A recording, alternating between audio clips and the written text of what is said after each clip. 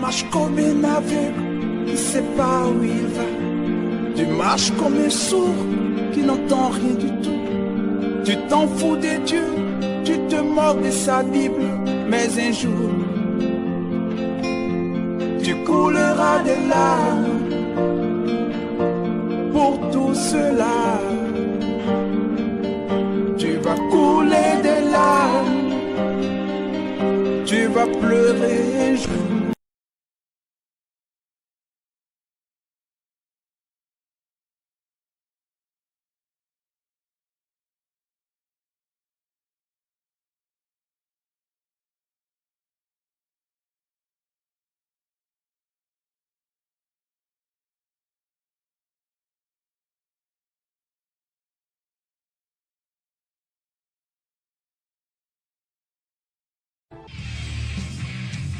The greatest thing was being on stage and having the control, the awe of being worshipped, and having folks just really look at you and say, wow, you know, I want to be that. As leader of a heavy metal band, Kirk Martin projected an angry, wild image on stage. And getting just thousands of people to scream profanities, that was the biggest rush for me. Offstage, people just found him mean. I was so filled with hate that I would project that hate at a lot of people. Two of the band members, when we were on the road, just decided they were just sick of me and they couldn't take me anymore. And they actually decided to leave the band. But the message in Kirk's music captured the minds of his young audience. My whole intention was to tell people to believe in yourself, follow your own visions, your own dreams, and crush whoever's in your way. Kirk had no illusions about where his growing success came from. I got on the ground and I clawed the earth. I told Satan, I said, if you give me what I want, if you make me a god, if you give me the women and the drugs and the fame and everything, and you give me the power to crush people, I will serve you until the end of time. Within 2 days, I was offered a recording contract. While Kirk pushed for fame and fortune, he tried to keep a secret bottled up inside. A couple of older boys in the neighborhood started molesting me and sodomizing me when I was probably about 8. It happened more than once, and I never talked about it. I never told anybody about it. Later, taking advantage of women sexually became part of Kirk's heavy metal lifestyle. The worst part about my molestation was the fact that I, in turn, went out and violated others. Then, just as he was about to sign the record deal for which he'd sold his soul, he had an encounter with a mysterious stranger. One morning at about 9 o'clock, I went into a small cafe, and this guy came and sat down right across from me. Out of all the places he could have sat, there were plenty of seats open. And immediately I looked at him with this horrible, mean-looking look on my face, and I said, "What's happening, Dad?" And he stopped stirring his coffee again and looked at me right in the face, and he said, "What's happening, Dad?" I jumped across the table and I put my nose right up to his, stared him in the eye, and I just cursed him. I called him every foul thing I could think of. And he said, "God sent me here to tell you that he loves you. And God wants you to know that he was not responsible for the young men that molested you when you were a young child." And the thing that was so mind-blowing about that is he used their names. And he said, "Jesus is waiting for you to turn your face towards home." And I jumped up and chased after him, and he went around the corner of the building, and into thin air he disappeared. Not long after that, Kirk was sleeping in his band's tour bus when it shook violently in the middle of the night. Suddenly, it was like this big shining spotlight came down from heaven, and the Spirit of God himself came into the bus. And I didn't know why I hated God so much. Everything just slipped away, and the only thing I felt was love. I felt accepted. I felt like I was that little boy again before I got molested. I said, "Jesus, change me or destroy me, because I don't want to be this anymore." I realize now that in the presence of God, sin and hate and ugliness there's no room for it. It has to leave, and all these things began to leave my heart. Kirk cried himself to sleep, and when he woke up the next morning, everything seemed different. The grass was greener, the sky was fluffier, the clouds were beautiful, and I was different. Kirk never signed the contract for the heavy metal record deal. I had everything in my hand, everything I'd ever wanted, just sitting right there, and all of a sudden I didn't want it anymore. And I left everything and never went back. Kirk found a church in his hometown and began to grow as a Christian. A Christian counselor also urged him to seek out the young men who had molested him and forgive them. I did find them. I don't know if you remember me or not. And I said, why did you do this to me? And then they began to tell me the story of how someone had violated them. The one young boy, how he had found a pornography magazine, and that's what led him to abuse me and then invite the other boy to abuse me. They had given their hearts to Christ. We sat down and we cried and we hugged and we talked about it and we prayed. That's how I got past all that.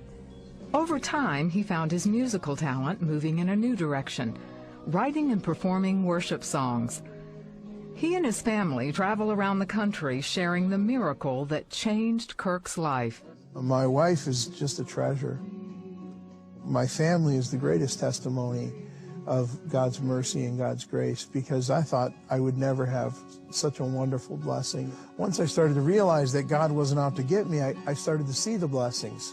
I was addicted to drugs and sex and violence and hatred and used music as a tool to destroy people. And then God turned all that around for His glory. Yunleos Gayab loves Jesus Christ and has paid a price for that devotion. However, there was a time when he wanted nothing to do with Christianity. Yunleos was content in being a Muslim and was annoyed with his Christian employer who would share the gospel with him at his car repair shop in Palu City on the island of Sulawesi. When my boss kept telling me about Jesus, I got more angry, because in the Quran, the Islam way, Jesus is only a prophet, not the Lord, not God. In anger, I said to him, if Jesus is the Lord, call him to me so I could see him. Later that year in 1999, on the last day of Ramadan, a Muslim holiday, Yunleos went from the mosque back to the workshop to repair a van.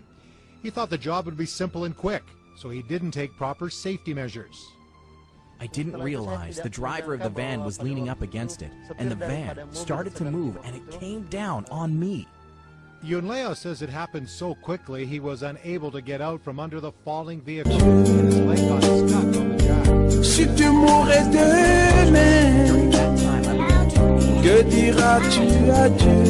In a room, I saw a group of people singing and praising the Lord. But on the left, there were many people who were crying out and asking about the place after death. The angel said, I must kneel down. Yunleos says he believes he was on the left side and was only concerned about himself and not about what happens after death. Tu peux tout avoir dans ce monde pourri. Les plus belles maisons, les plus belles voitures, toutes les plus belles filles lui viendront à tes pieds. Mais un jour, tu couleras des larmes pour tout cela. And took him to the hospital, where an x-ray revealed his left ribs and chest had been crushed. The doctor said there was a strong possibility Yunleos wouldn't survive, and he was moved to the morgue. Yunleos says he woke up from his coma in the mortuary surrounded by some believers, including his boss. The doctors then took 3 x-rays and were amazed that there was no damage to his ribs or his chest. One doctor stated, "It is because of the Lord." After I left the hospital, I felt different in my life. I felt no damage to my body. I felt healthy. Since then, I realized that Jesus was real and true. My boss gave me a Bible and I started to read it. I also read Christian books, but I wasn't a true Christian yet. Yunleos was beaten by Muslims after he was seen going to church. He struck one of the Muslims with a stick and was arrested and jailed. A couple weeks later, Yunleos committed his life to Christ and was baptized. He then began openly discussing his new faith with Muslims, which led to him being labeled as an apostate and making him a target for violence. I went back home to my village about 2 hours from Palu City. My family knew I had become a Christian from one of my relatives, and they called me an apostate. Some of the people in my village, the Muslims, said I was an apostate and deceiver and said I must die. One day, I was ministering in my wife's church. It was in the evening and I was praying. On the way home, I was walking with another man from the church, and there was a group of people waiting for me. The person with me ran away because he knew these people were waiting for me. That group of people made a big circle around me. I was in the center. They hit me. They kicked me. They threw rocks at my head. I was like a doll. The attack was so intense. There were so many punches, so many kicks to my body, but then I didn't feel anything from the wounds and injuries on my body. Leos has been threatened with death, beaten, kicked out of his home, and disowned by his family because of his decision to follow Jesus. I want to pay a price to minister to Christ. Leos and his wife SUIS-JE are in training at an underground Bible discipleship school in West Java. They are fully aware that their ministry could take them into an area hostile to the gospel. We must live for the Lord, even in danger. We must serve the Lord because He has already paid the price. I made a commitment when I became a Christian, so it's not a big deal for me to go anywhere, even if it's a dangerous place or a dangerous area. He has paid a price for ministering for Jesus.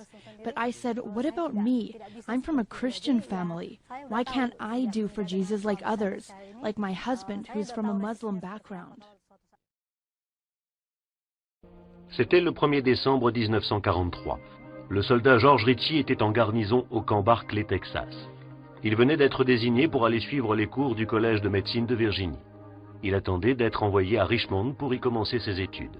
Une semaine avant son départ, il dut entrer à l'infirmerie à cause d'une infection des voies respiratoires. La veille du départ pour Richmond, son état avait empiré. Mais il essaya de convaincre tout le monde que sa santé était satisfaisante. Le train qu'il devait prendre était le dernier de la semaine et le manquer avait pour corollaire de peut-être lui faire manquer la chance d'être admis à l'école de médecine. Il passa la nuit entière dans des quintes de toux qui ne s'arrêtaient pas, et avec une très forte fièvre. Il se rendait compte que son état était sérieux, et que sa fièvre était anormalement élevée. Il avait déjà suffisamment de connaissances médicales pour savoir qu'avec une fièvre au-delà de 40, son état était alarmant. Il se retrouva en état de choc après cette constatation. Une équipe d'infirmiers arriva pour le transporter en ambulance à l'hôpital, où on devait lui faire passer une radiographie des poumons. À ce moment, le soldat Ritchie perdit connaissance et son état ne fit qu'empirer durant les 24 heures qui suivirent. Sa condition physique fit croire qu'il était mort. Sur la feuille de température, on pouvait lire « mort à la suite d'une double pneumonie ». Ensuite, l'officier donna des ordres pour qu'on le prépare à être transporté à la morgue. À partir de là, George Ritchie nous raconte ce qu'il a vécu dès qu'il a été déclaré mort. Je vais tâcher d'être objectif et vous raconter ce qu'a été cette expérience. Je savais que j'avais manqué mon train. Alors je cherchais partout dans cette chambre obscure, je voulais retrouver mon uniforme. Je ne le voyais pas et je décidai que je n'avais plus de temps à perdre. Je sortis donc de cette petite pièce pour aller dans le couloir qu'il fallait que je traverse pour sortir. C'est alors que je vis un gardien qui s'avançait vers moi en prenant tout l'espace du couloir. Je lui ai dit de faire attention, mais il a continué en passant à travers mon corps. Tout en trouvant ça invraisemblable, ma décision de partir pour Richmond n'en fut pas ébranlée pour autant. Richmond, c'était mon but. Rien ne m'arrêterait. Dès que je fus à l'extérieur, je me suis retrouvé tout à coup dans les airs, très haut, entre 200 et 500 mètres au-dessus du sol, et me déplaçant à une vitesse incroyable. Et c'est ainsi que j'ai atteint une grande rivière. Sur l'autre rive, il y avait une ville, et je suis descendu devant un café, car j'avais vu un civil qui s'apprêtait à entrer dans ce café. Je voulais lui demander si j'étais bien dans la direction de Richmond. Où sommes-nous ici? Excusez-moi, monsieur. Je voudrais seulement savoir le nom de cette ville. J'étais en route pour Richmond et j'ai l'impression que je me suis égaré. Et une fois encore, comme l'autre fois, un être humain paraissait ni m'entendre ni me voir. Et puis je me suis approché d'un câble qui maintenait un poteau téléphonique, et en voulant m'y appuyer, ma main ne rencontra que le vide. Soudain, je me suis souvenu que j'avais dû oublier une chose importante dans mon lit. Et je le savais, parce que j'avais soudain pris conscience que je devais retourner. En même temps, j'avais fait une découverte importante et grave, à propos de la vie hors du corps. Tu vas où ton âme désire aller avec force. Le temps et l'espace alors n'existent plus, en tout cas, le temps comme on le comprend ici-bas. En arrivant à l'hôpital, je me rendis compte que je n'avais pas noté exactement de quelle chambre j'étais sorti. C'était une erreur tragique. Je voyais des soldats allongés sans pouvoir me reconnaître. Nous croyons très bien nous connaître, mais en réalité c'est faux, car on ne se voit jamais soi-même d'ici à là, excepté dans l'objet à 2 dimensions qu'est le miroir. J'ai vu beaucoup de soldats qui me ressemblaient, mais aucun n'avait ma bague de fraternité au doigt. Alors bien sûr, je continuais de chercher mon corps dans toutes les chambres, devenant de plus en plus désespéré. Finalement, je me suis retrouvé dans cette petite chambre d'isolement.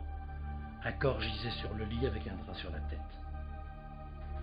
J'ai vite compris qu'il s'agissait de moi, car j'ai reconnu ma bague de fraternité qui était marquée sur l'onyx du pi et du gamma de notre classe. Je ne faisais donc pas d'erreur. J'étais littéralement pétrifié. J'étais obligé de me rendre à l'évidence, et c'était dur à avaler. C'était un mort qui était là. J'étais bien trop jeune pour mourir, je n'avais que 20 ans.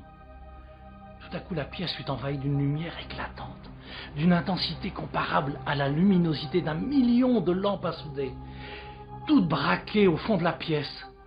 3 choses se sont produites à l'instant même. Une voix a interpellé mon subconscient. Une voix qui m'a dit « Debout, tu es en présence du Fils de Dieu ».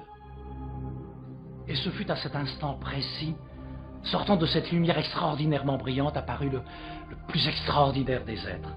Et les murs de l'hôpital disparurent virtuellement, et tous les détails de ma vie se mirent à défiler comme un film, ma vie publique et privée, jusqu'à ma naissance, qui fut pénible, et mes 20 ans, quand ils m'ont déclaré mort. L'être de lumière m'a posé une question. Qu'as-tu fait de ta vie? J'ai pensé, j'ai été chef scout. Il me dit, c'est bien, cela te glorifie. Et il me posa la même question. Qu'as-tu fait de ta vie? Et là, dans ce royaume, il n'y a aucune hypocrisie possible, car vous vous rendez compte très vite que l'être qui est devant vous est tout à fait au courant de ce que vous pensez. Mentir est donc inutile. Et inutile de faire comme si on n'avait pas compris. Et pourtant, cet être qui connaissait tout de moi m'acceptait totalement et m'aimait totalement. Et je le compris spontanément. Ensuite, j'ai vu le Christ qui me faisait signe de m'approcher de lui. À ce moment-là, je croyais que j'avais tout vu, mais je m'aperçus que ce n'était que le début, car soudain il m'ouvrit un autre royaume. Je voulais rester, mais je compris alors que le Christ m'emmenait loin de ce lieu et que je retournais dans la chambre d'isolement à l'hôpital Camberkeley Station dans la banlieue d'Abilene.